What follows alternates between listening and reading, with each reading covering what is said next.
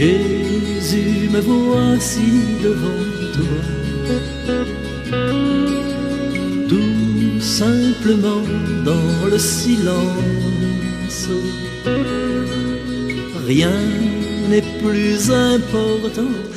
Dimanche 12 juillet 2020, fidèles auditeurs de Sud FM, bonjour. Alors aujourd'hui c'est le 15e dimanche du temps ordinaire de l'année A. Alors comme tous les dimanches à cette heure-ci, vous allez avoir votre émission catholique du dimanche, Parole de vie et d'espérance.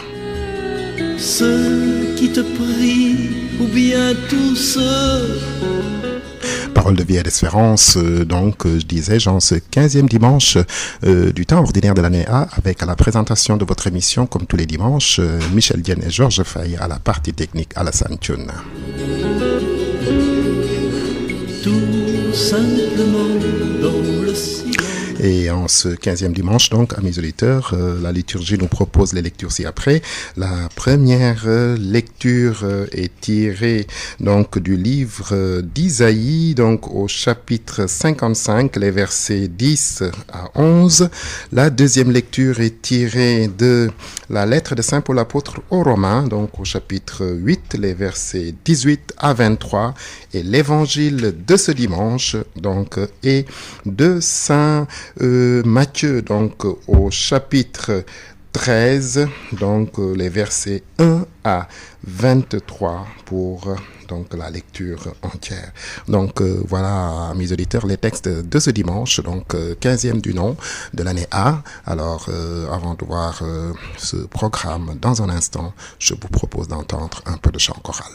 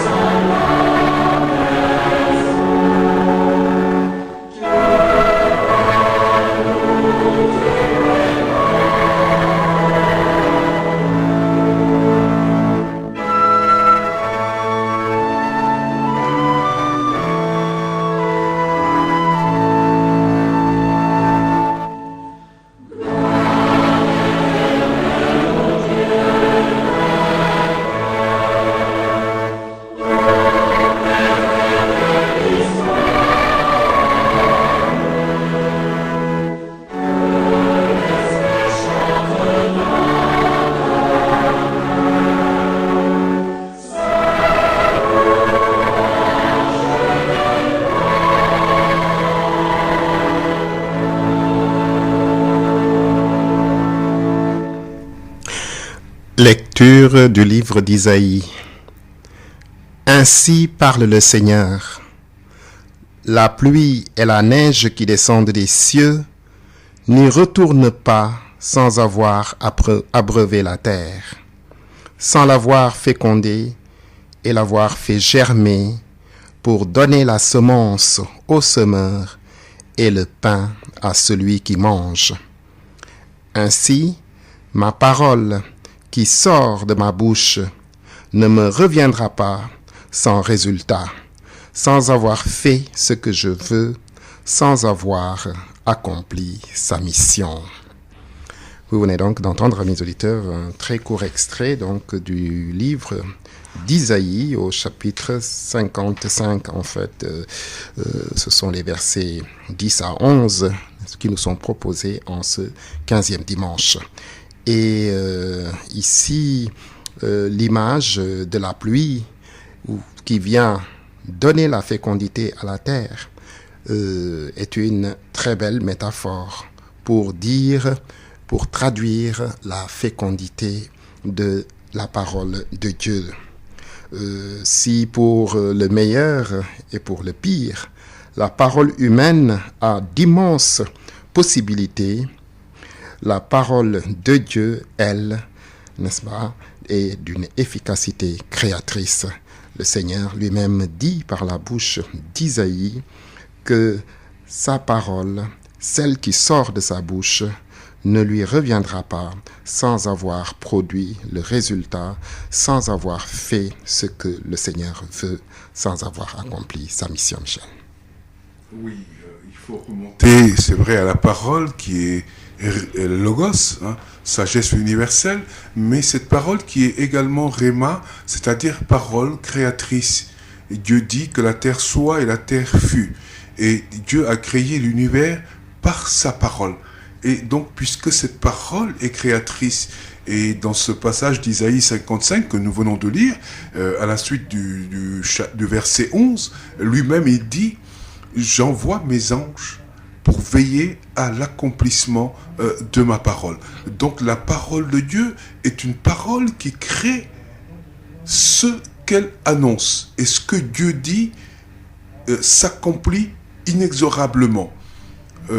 Il dit dans Hébreux au chapitre 1 que le Fils soutient toute chose par sa parole puissante. Ailleurs, il dit tout ce qui est visible a été créé par quelque chose d'invisible, à savoir la parole. Et donc, dans ce contexte d'exil où le peuple est vraiment dans le découragement, dans le désespoir, le prophète ose élever ses paroles. Parce qu'il se rappelle justement de ce que Dieu a dit, de l'alliance que Dieu a faite avec Abraham, avec Isaac et Jacob, cette alliance qui est indéfectible parce que lui ne se renie pas et qu'il a fait alliance pour 1000 générations. Le prophète est sûr de l'accomplissement de la parole et il sait que ce peuple, comme le Seigneur l'a annoncé, son exil prendra fin, qu'il retournera sur la terre qui est la sienne parce qu'elle a été donnée par alliance, parce qu'en fait, la terre est un élément de l'alliance également, parce que quand Dieu fait sortir son peuple d'Égypte, il lui donne une terre, ce qu'on appelle la terre promise, et il dit que son peuple reviendra sur cette terre promise parce que sa parole l'a annoncé. Et inexorablement, cela s'accomplit. Et c'est pas sans nous rappeler le chapitre 36 d'Ézéchiel, quand il dit « Je vous rassemblerai de tous les pays, je vous ramènerai sur votre sol, et vous habiterez le pays de vos pères, parce que moi, le Seigneur, je dis et je fais. » Et donc, nous voyons que la parole de l'Éternel possède justement cette puissance créatrice pour faire venir à l'existence ce qui n'est pas. Oui. Alors, tu viens de le dire, Michel, effectivement, la parole de Dieu s'accomplit inexorablement et c'est une parole immuable puisqu'elle ne varie pas, elle ne change pas. Et c'est donc le lieu de faire de précision à l'attention de ceux qui, parfois même chrétiens, qui pensent, parce qu'ils ont peut-être lu dans les médias, dans les réseaux sociaux, etc., donc que oui, il y a eu des modifications, par exemple, dans la Bible ou des choses comme ça. Oui, on a modifié les choses, oui, au cours de l'histoire. Voilà. Et Donc, c'est le lieu de dire effectivement que cette parole de Dieu, elle est restée la même depuis le début. Et aussi à ceux qui voudraient, n'est-ce pas, sous prétexte de modernité, que il y ait des changements et qu'il y ait des adaptations, eh bien, c'est encore le lieu de dire que cette parole de Dieu est immuable. Oui, peut-on être plus moderne que celui qui est intemporel? Peut-on être plus moderne que celui qui est, qui était et qui vient? C'est pas possible. On peut pas dire que Dieu est dépassé. On peut pas dire que Dieu est un has-been. Non. Il est. Et son nom même à Moïse, dans l'épisode du buisson ardent, il lui dit « Je suis ». Ça veut dire que de toute éternité, je suis. Et tout tient de moi, la vie, le mouvement et l'être. Et on ne peut pas être plus moderne que celui-là. Il n'y a pas de passé pour Dieu. Dieu est toujours là.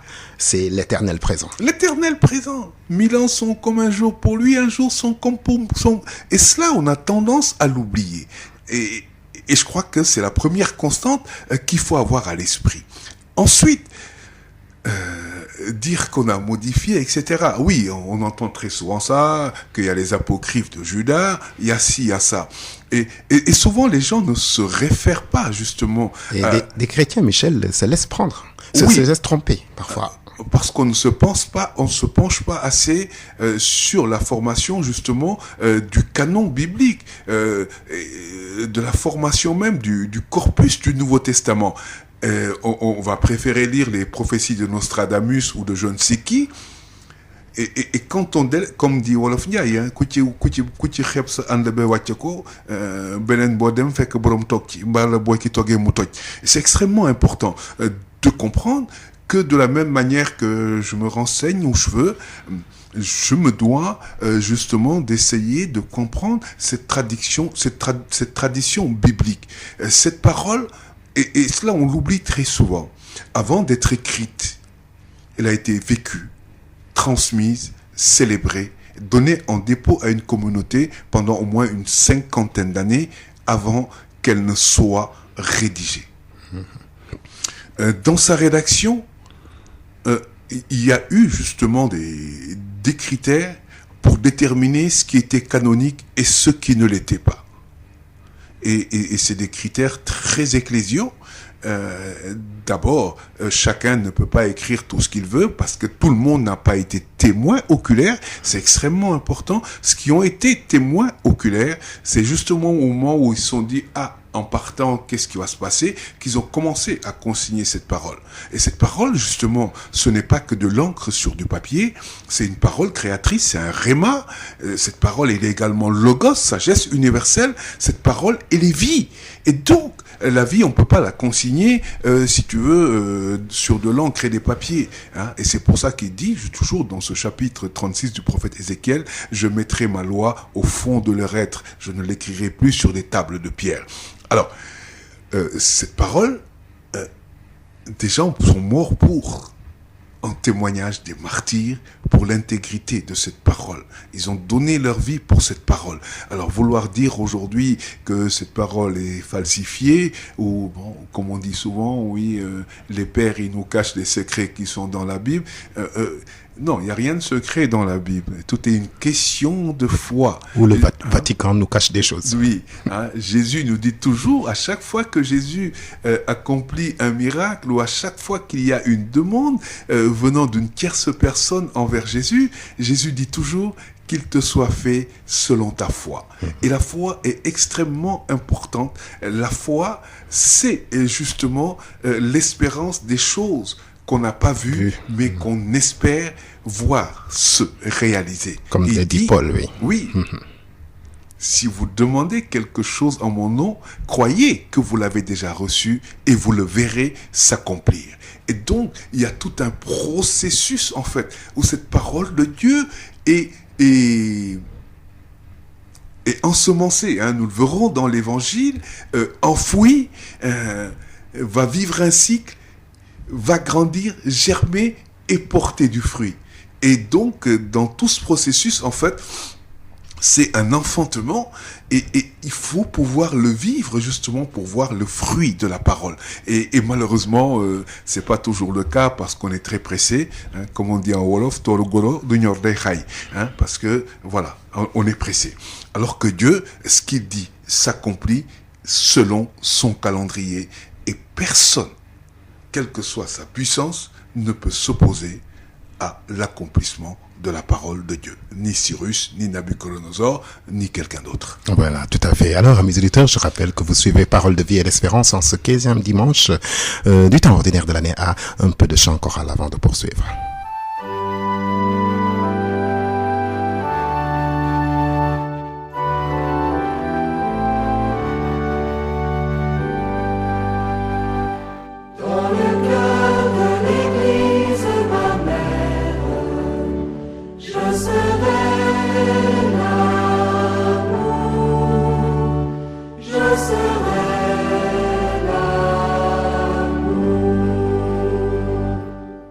Formez le corps du Christ et vous êtes ses membres.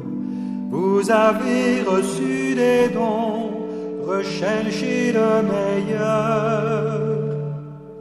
Dans le cœur de l'Église, ma mère, je serai l'amour, je serai.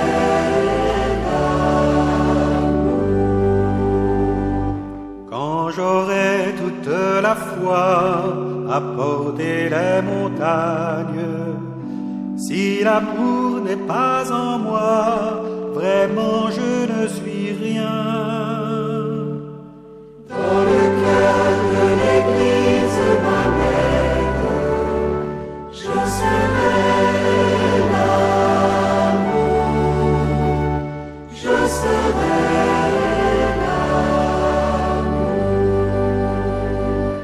Maintenant demeure la foi, l'espérance et l'amour. Mais l'amour est le plus grand, il demeure toujours. Dans le cœur de l'Église, ma mère, je serai l'amour, je serai.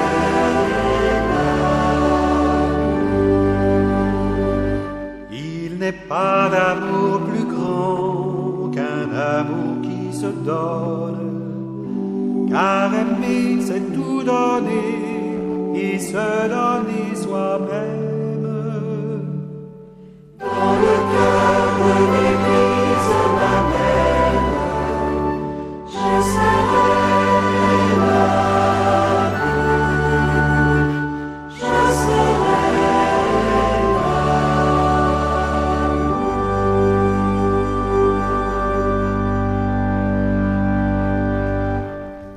Évangile de Jésus-Christ selon saint Matthieu.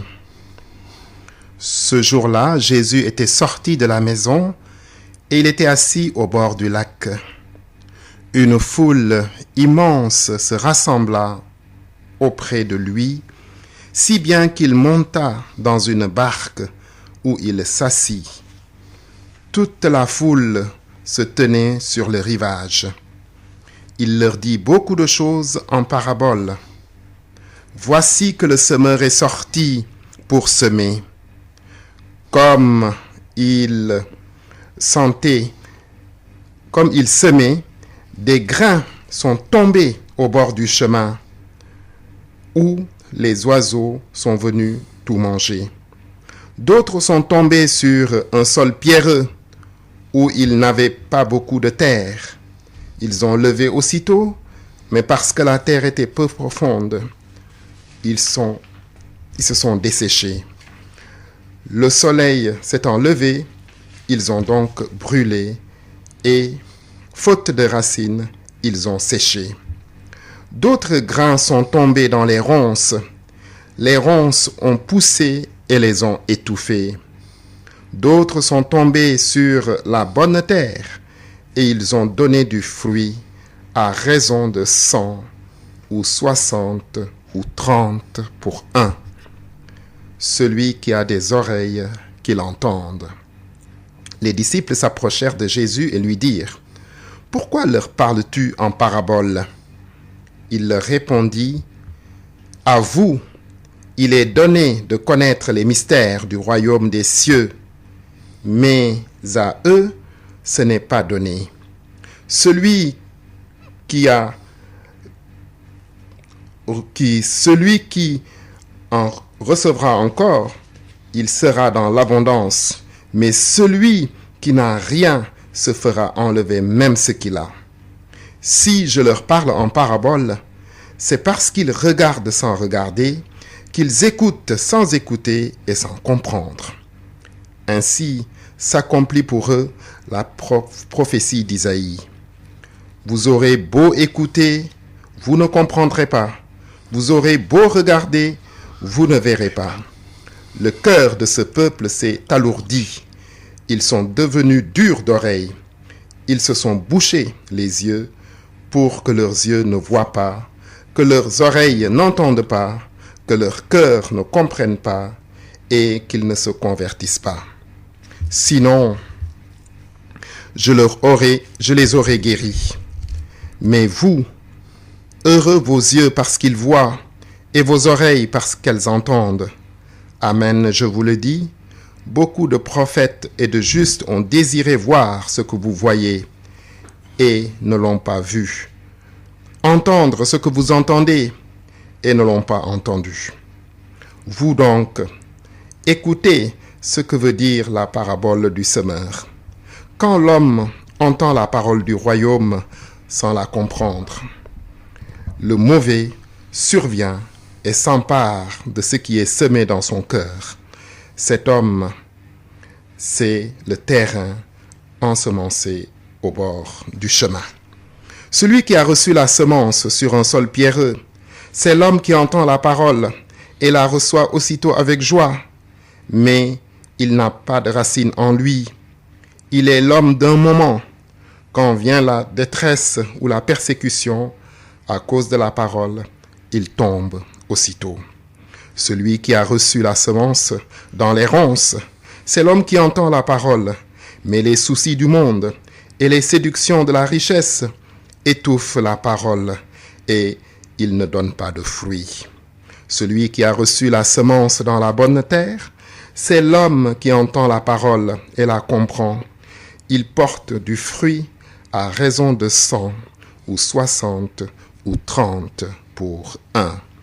Voilà donc, amis auditeurs, la lecture longue, n'est-ce pas, de l'évangile de ce 15e dimanche.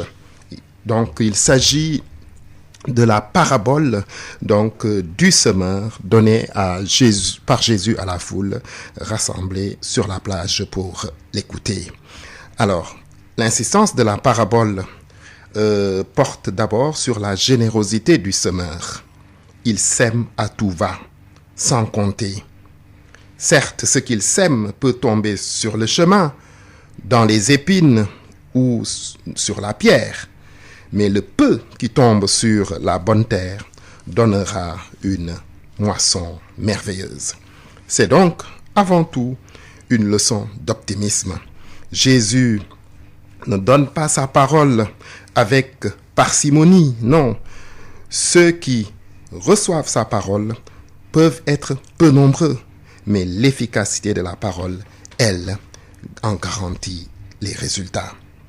L'insistance, donc, amis auditeurs, sur la responsabilité de ceux qui entendent la parole repose sur le fait que la graine jetée en terre par le semeur divin est d'une fécondité que l'on ne peut pas mettre en cause, Michel. Oui, mais il y a... En fait, la problématique, c'est pas... Le problème, c'est pas la parole. Puisqu'en fait, elle est efficace à tout coup. Hein, puisque même dans les ronces, elle pousse. Même dans les pierres, elle pousse. Le problème, c'est quel genre de terre est mon cœur. Puisqu'en fait, il y a une condition pour que la parole puisse germer. Ça veut dire il faut qu'elle tombe sur une bonne terre. Et donc, c'est à cela que Jésus nous prépare un peu à comprendre, est-ce que aujourd'hui mon cœur est une terre fertile ou pas? Si elle ne l'est pas, que dois-je faire justement pour enrichir cette terre, pour que la parole de Dieu puisse y porter beaucoup plus de fruits? Et donc, par rapport à ça, lui-même, il donne l'explication à ses disciples, hein, en leur disant, ben voilà, il y a des gens qui ont tellement de soucis ou que la parole n'arrive pas à pousser. Ils l'entendent aujourd'hui, elle leur fait chaud au cœur, demain, les soucis ont étouffé la parole.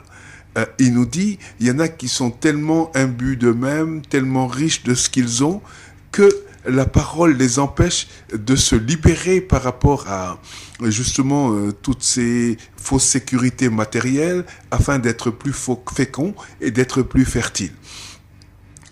Alors, il y en a qui, quand ils entendent la parole, la reçoivent parce que leur cœur est disposé à l'appliquer. Et c'est pour ça que Jésus dit, heureux ceux qui écoutent ma parole et qui la mettent en pratique.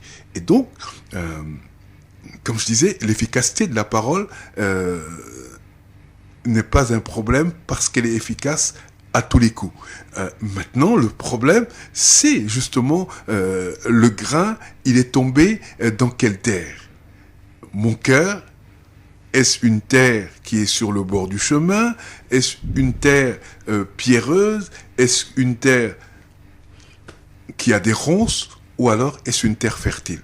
Et je crois que par rapport à cet évangile de Jésus, justement, nous devons essayer d'avoir des oreilles pour entendre et regarder quel est le type de sol que représente mon cœur et qu'est-ce que je dois faire pour l'enrichir afin qu'il porte plus de fruits. Oui, cet évangile, ou en tout cas la signification de cette parabole, ou les significations que donne Jésus, nous donne un tableau, effectivement, de 3 types de chrétiens, éventuellement. Donc, le chrétien qui, n'est-ce pas, entend la parole et la reçoit avec joie, mais il n'a pas de racine en lui. C'est l'homme d'un moment. Et quand vient la détresse ou la persécution à cause de la parole, il tombe aussitôt. Et combien de fois a-t-on vu, c'est pas, des chrétiens qui, effectivement, peut-être pour la persécution, et même moins, n'est-ce pas, que ça, ont pu abandonner la parole à cause peut-être des séductions du monde, des attraits de la fortune ou autres, ou des situations qui laissent tomber la parole, qui abandonnent la parole. Alors, celui qui a reçu la semence dans les ronces, c'est l'homme qui entend la parole, mais les soucis du monde et les séductions, etc., étouffent la parole. 2e type de chrétien, éventuellement. Donc, 3e type, c'est l'homme qui entend la parole et la comprend. Il porte du fruit. Ça veut dire que même si, à la limite, la majorité de ceux qui entendent la parole ne la mettent pas en pratique, l'efficacité même de cette parole fait que le petit nombre de ceux qui l'entendent et la mettent en pratique, eh bien, j'allais dire, sauvera le reste. Oui, tout à fait, parce qu'il porte du fruit à 100, à 60 et bon, minimum à 30 pour 1. C'est déjà un bon rendement à l'hectare si on était dans un champ de maïs ou de mil.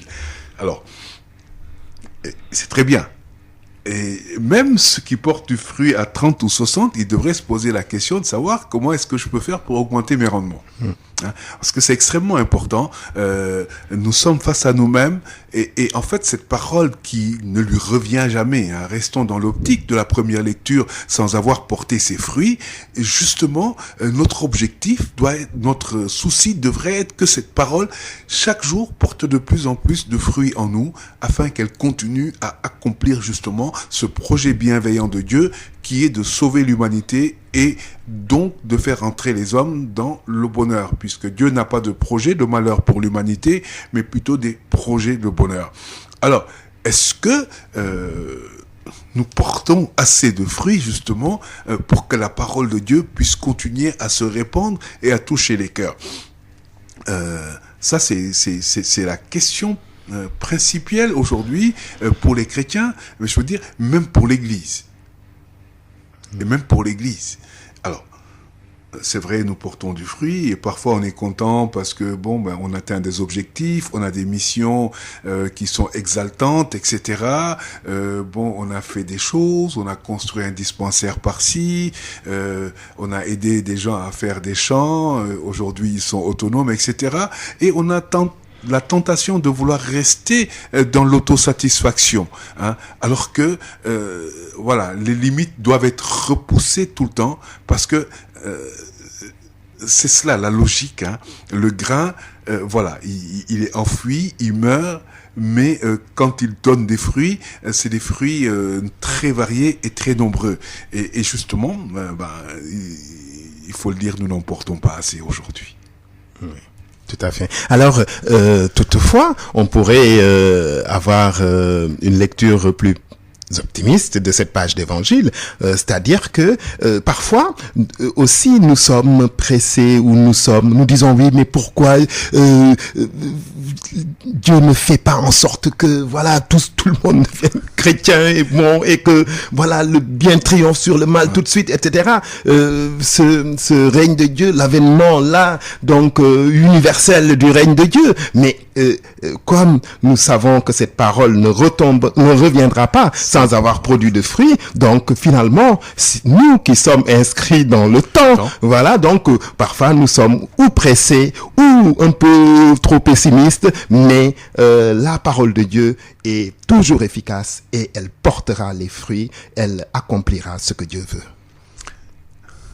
Optimisme, oui, et c'est très normal. En fait, il n'y a qu'à relire l'histoire pour comprendre que le plan de Dieu, il s'exécute inexorablement et que sa parole porte du fruit. Et c'est vrai que temporellement, nous sommes limités parce que, peut-être que nous sommes faits pour vivre au maximum 200 ans, alors que Dieu est dans l'éternité. Et c'est vrai que parfois, on a tendance à se décourager parce qu'on voudrait voir des fruits immédiats. Voilà, c'est tout à fait normal, c'est lié à notre finitude. Mais derrière cela, il faut comprendre également que le plan de Dieu, c'est vrai, il s'accomplit tout au long des siècles, hein, et que Dieu est dans l'éternel présent, et que donc nous, en ce qui nous concerne, c'est juste au moment où nous sommes là, sur la terre, de prendre notre part. Et est-ce que nous la prenons assez, trop, peu ou pas? Ça, c'est une question qui doit être présente dans l'esprit de chaque chrétien, parce que c'est un peu cela la finalité. On voit comment Satan s'est déchaîné pendant des siècles, il a essayé de rompre les alliances, il a détourné le cœur du peuple. Bon, c'est parti, là. Finalement, Christ est venu. Il est arrivé dans un contexte très compliqué de persécution. Normalement, il aurait même pas dû y échapper. Il a dû aller en Égypte, etc. Il est revenu. On a quand même essayé de le clouer sur le bois de la croix. On a réussi. On a dit ouf, enfin, il nous cassera plus les pieds. Il est ressuscité, c'était un autre problème. Après, ses apôtres répandent la parole. On ne peut plus arrêter la parole. Elle est semée à tout vent et un peu partout, et elle porte des fruits. Et donc, les gens se disent, on s'est donné du mal pour rien. Que Dieu est plus fort. Comme disait Gamaliel, si cette œuvre vient de Dieu, vous ne pourrez pas l'arrêter. Par contre, si elle vient des hommes, elle s'arrêtera d'elle-même. Et justement, c'est cette aventure qui continue depuis 2000 ans et qui est en train de s'accomplir. Et aujourd'hui, quoi qu'on dise, parole porte du fruit, parce que l'Église grandit, l'Église s'élargit. Il y a de plus en plus de baptisés. Donc on est justement dans cette semence qui continue à porter des fruits et des fruits en abondance. Mais c'est vrai que parfois nous-mêmes nous sommes des obstacles à la parole de Dieu. Par notre comportement, par beaucoup de choses, et c'est en cela qu'il nous faut réfléchir à quel type de terre sommes-nous. Oui. Alors, on peut aussi lire, et peut-être même qu'on doit lire cet évangile aussi d'une autre manière. Là, Jésus dit effectivement, la bonne terre, c'est l'homme qui reçoit la parole, la met en pratique, etc. Et chez qui cette parole porte du fruit. Ça veut dire que nous devons être la bonne terre qui reçoit la parole, mais en même temps le semeur, parce que le semeur, quand il sème dans son champ, quand il a récolté, il ne mange pas tout. Il réserve une partie pour la semence prochaine. Et de la même manière que nous devons être une bonne terre pour recevoir la semence qui va germer et porter du fruit, à notre tour, eh bien, nous devons être un semeur, Michel. Nous devons semer. Ça, c'est bien dit. Nous devons semer. Alors, nous ne semons pas assez, c'est clair. Voilà. Mais nous devons semer. C'est-à-dire que de ce que nous recevons, de ce qui nous transforme, de ce qui nous conduit de plus en plus justement dans le plan de Dieu, c'est-à-dire la parole que nous avons reçue, devrait également nous permettre d'en voir les fruits et de nous dire, ils sont pas pour nous, nous ne devons pas les garder. Et donc, sélectionner des semences de cette récolte-là pour pouvoir la transmettre à d'autres. Voilà. C'est tout le sens un peu du témoignage, de la mission apostolique. Il nous faut élargir nos tentes, comme disait Isaïe, parce que les enfants de la délaissée seront plus nombreuses que les enfants de l'épouse. Et donc, nous devons justement reconstruire cette hutte de David, hein, comme dit l'Écriture, et c'est extrêmement important. Alors, est-ce que nous en avons toujours conscience ? Voilà, c'est tout un tas de questionnements auxquels cet évangile nous appelle. Parce que même quand nous disons, bon, c'est vrai, le semeur sorti, on peut avoir une autre lecture, hein, peut-être le semeur sorti, parce que le Verbe s'est incarné, il s'est fait chair. Il est venu parmi nous. Bon, mais comme on dit, les siens ne l'ont pas reçu. Tout ce qu'ils ont reçu, il leur a donné cette possibilité de devenir enfant de Dieu. Alors, ne l'ayant pas reçu, parce qu'en fait, c'est un peu cela aussi la trame de cette parabole. Ça veut dire, vous êtes en train de rejeter la semence parce que vous refusez de reconnaître le Messie. Oui. Et bon, il y a tous ces aspects, mais en fait, l'interprétation la plus courante, ce que nous pouvons retenir, c'est que la parole de Dieu est semée dans nos cœurs et qu'elle doit porter des fruits. Et quel type de terre sommes-nous ? Ça, c'est à chacun de nous de répondre dans son rapport avec Dieu et de voir est-ce qu'il a envie d'être un type de terre fertile. Est-ce qu'il a besoin d'être encore enrichi? Est-ce qu'il va le demander à Dieu? Ou il est content du type de sol qu'il est et il se dit, bon ben ça va, j'aime pas trop être dérangé, je donne ma dîme, l'aumône, je vais à la messe, voilà, je participe au conseil pastoral, ça me suffit. Il faut pas qu'on m'embête un peu plus parce que voilà, je veux vivre ma vie. Non, un chrétien, il n'a pas de vie. Hein, voilà, afin que ma vie ne soit plus à nous-mêmes, mais à celui qui est mort et ressuscité, il a étendu les mains à la veille de sa passion afin que soit brisé le pouvoir de la mort. Donc nos vies ne nous appartiennent pas, nos vies appartiennent à Christ. Tout à fait. Hein, et donc, nous sommes là pour faire la volonté de Christ et non pas la nôtre. De la même manière qu'à Golgotha, il dit, à Gethsemane, quand il dit, Père, que ta volonté soit faite et non la mienne. Et c'est extrêmement important. Et parfois, nous avons envie de dire à Jésus, bon, viens avec nous pour faire notre volonté. Au lieu de lui dire, nous sommes disposés avec toi pour faire ta volonté. Tout à fait. Alors, amis auditeurs, je rappelle que vous continuez toujours de suivre Parole de vie et d'espérance sur Sud FM. Un peu de chant choral avant de poursuivre.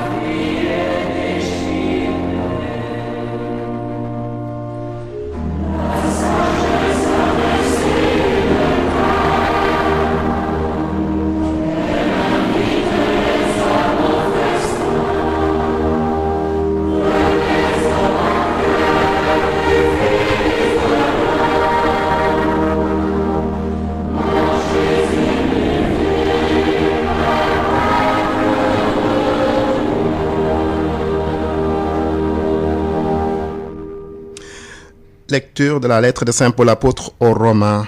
Frères, j'estime donc qu'il n'y a pas de commune mesure entre les souffrances du temps présent et la gloire que Dieu va bientôt révéler en nous.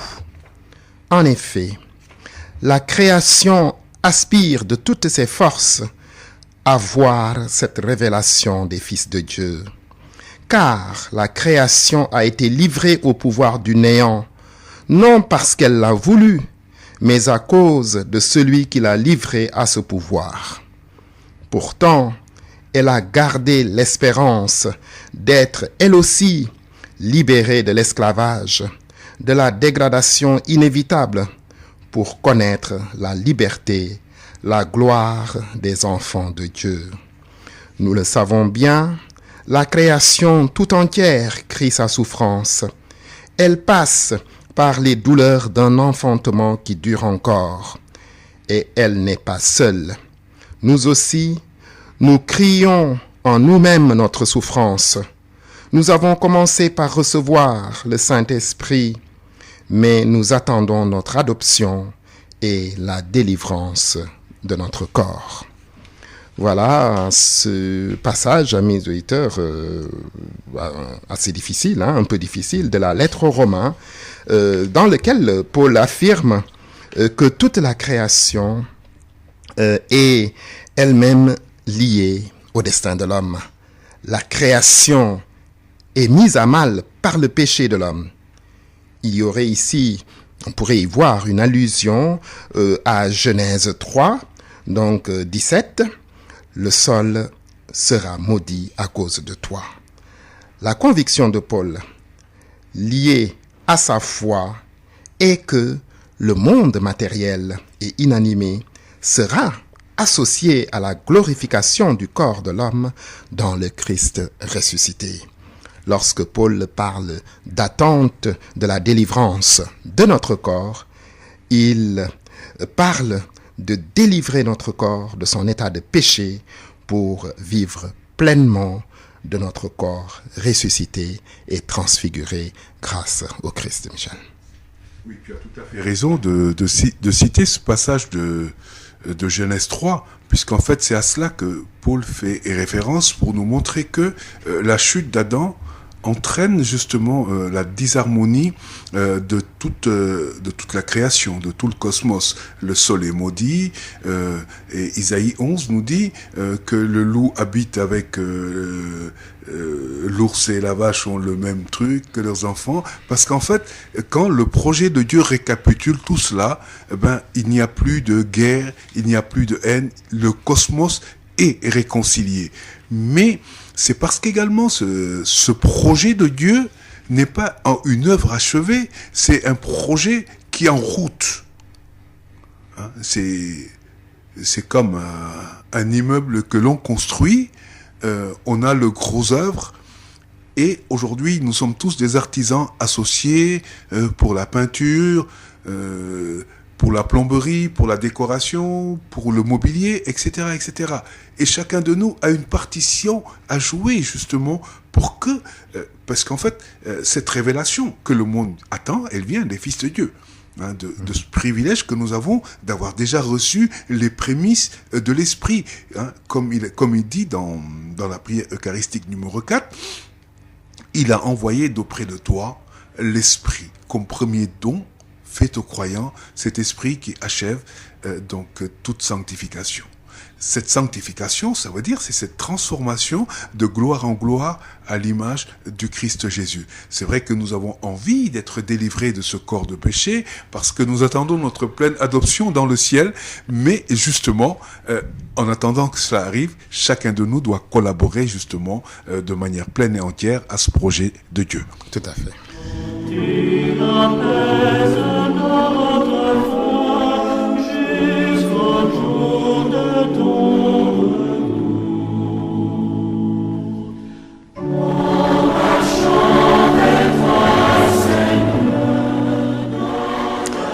Ainsi donc, amis auditeurs, en ce 15e dimanche du temps ordinaire, il est question de semences et de fruits.